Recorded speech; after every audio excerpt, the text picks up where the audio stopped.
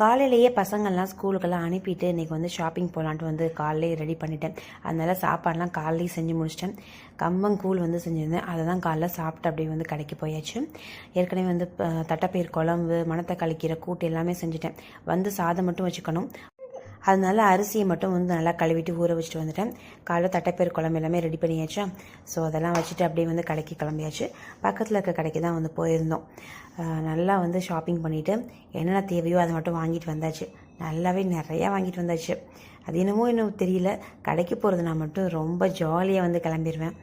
ஏன்னா நம்ம வீட்டுக்குள்ளேயே அடைஞ்சு கிடக்கிறோம். நம்ம போகிறது ஒரே இடம் தான், வந்து ஷாப்பிங் மட்டும்தான். ஸோ அதனால் ரொம்ப பிரிஸ்காக ரொம்ப எனர்ஜெட்டிக்காக வந்து கிளம்பிடுவேன். அதே போல் எனக்குலாம் கொஞ்சம் ஒரு மாதிரி முடியாமல் இருக்க மாதிரி இருக்குன்னா டக்குன்னு ஒரு ஷாப்பிங் போனேன்னா உட்காந்து எனக்குலாம் சரியாயிடும். ஸோ நான் அந்த மாதிரி ஆள் தான்.